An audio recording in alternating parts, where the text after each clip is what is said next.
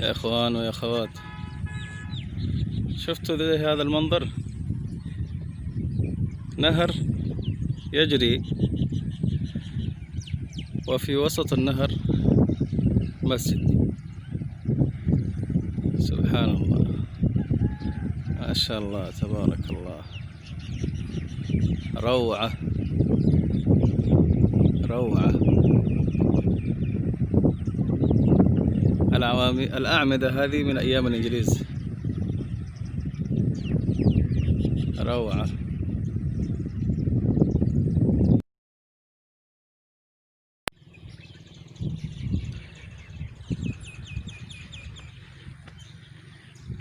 أظن هذه الآن سووها دورات المياه. الله يكرمكم.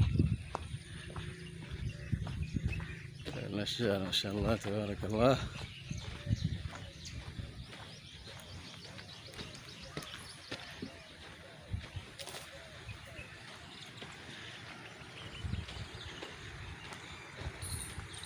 سامعين صوت المويه، صوت النهر.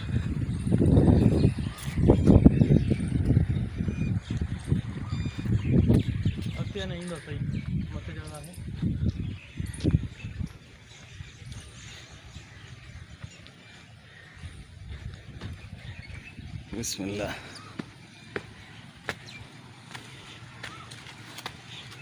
الآن أنت على جسر فوق النهر.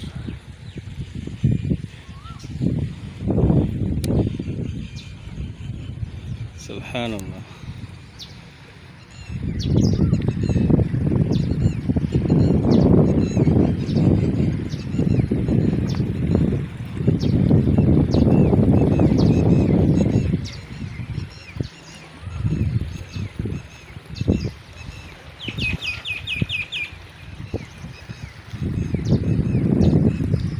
هذا كيرتر كانال، المويه جاية من تخرج من نهر السند وتذهب إلى إقليم بلوشستان اللي تسقي الأراضي هناك زراعية. وفي وسط النهر بالضبط المسجد الجميل هذا.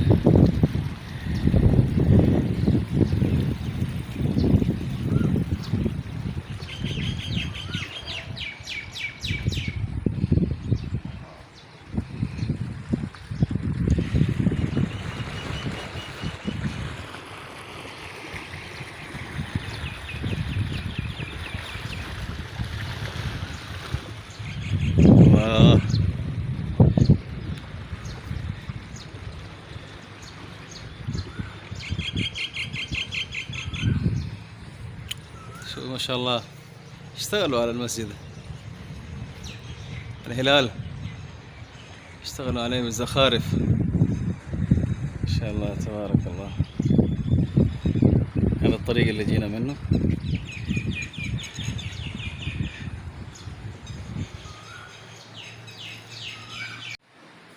المسجد من الداخل ما شاء الله. الله أكبر،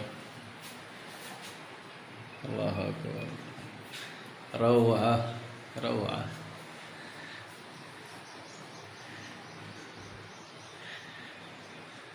الله أكبر.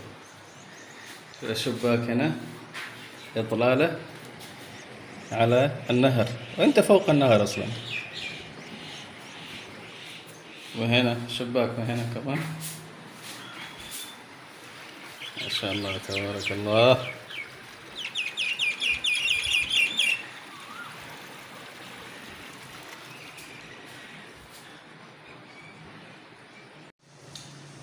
بسم الله الرحمن الرحيم. إخواني أخواتي في الله، السلام عليكم ورحمة الله وبركاته.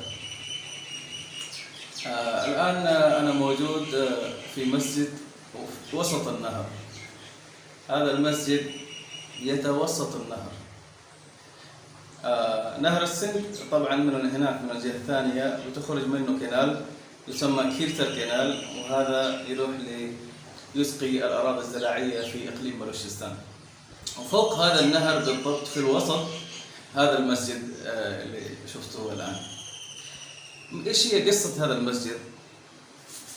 قصة هذا المسجد أن الإنجليز وقت الاستعمار كانوا يبغوا يحفروا هذا الكنال، هذه الأرض، عشان يودوا الموية من نهر السند إلى إقليم بلوچستان، يسقوا الأراضي في إقليم بلوچستان. لكن كان هذا المسجد كان في وسط الخريطة اللي سووها، فبغوا المهندس الإنجليزي بغى يهدم المسجد، لكن الشيخ تاج محمود أمروتي رحمه الله، السيد تاج محمود أمروتي رحمه الله، كان له بالمرصاد. الجماعة يعني المصلين أخبروه الشيخ، والشيخ كان له أثر كبير في المنطقة إلى الهند طبعا، ليس فقط في السند بل كان له أثر إلى الهند، وكان في ارتباط وكان في تعلق وكان في تواصل مع علماء الهند، وهم الذين كانوا حجر الأساس ليخرجوا الإنجليز من هذه المناطق لينهوا الاحتلال الإنجليزي الغاصب. ففي قصة تروى في عن هذا المسجد، وهي أن الشيخ تاج محمود أمروتي رحمه الله كان جالس مع الإخوة المصلين، كان عندهم كيس بصل. المهندس الإنجليزي قال له نبغى نهدم المسجد، الشيخ تاج محمود أمروتي قال له طبعا أنت ما تقدر تهدم المسجد، فبغى يعني زي ما هي عادتهم أن يهدم المسجد بالقوة. الشيخ تاج محمود أمروتي رحمه الله قال للمصلين ائتوني بالكيس هذا الذي كان موجود يعني بجنبه كيس البصل، وائتوني بالسكين. أتوه بالسكين وبكيس البصل هذا، ثم أخرج بصل. هذه من كرامات الشيخ يعني الحقيقة، يعني أخرج بصل ثم قطع رأس البصل، بصل واحد، أخذ بصل واحد وقطع رأس البصل. قال للإنجليز أنا قطعت رأس بصل واحد فقط، انظر إلى الكيس.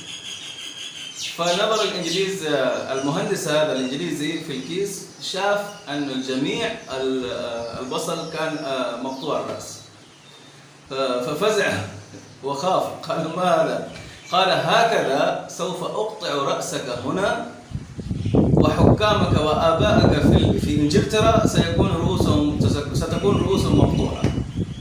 فخاف هذا الإنجليزي وتصالح مع الشيخ على أن يبقوا هذا المسجد ويبنوه مرة أخرى وسط النهر، يعني في مكانه. الشيخ كان من رأيه يعني المسجد بيت من بيوت الله، لا ينبغي لأحد يعني أن يغير مكانه، فإذا كان هنا مسجد فلا بد أن يبقى هذا المسجد إلى يوم القيامة. فهذه من بعض فهذا مثال من بعض أمثلة محافظة الشيخ وحفاظ الشيخ تاج محمود أمروتي على المساجد وعلى المدارس وعلى البيئة الإسلامية وعلى بغضه وكرهه للإنجليز في هذه المنطقة. نلتقي إن شاء الله في حلقة ثانية، استودعكم الله والسلام عليكم ورحمة الله وبركاته. سبحان الله، شوف الشجرة هذه من فين طلعت؟ من وسط العمود. سبحان الله سبحان الله.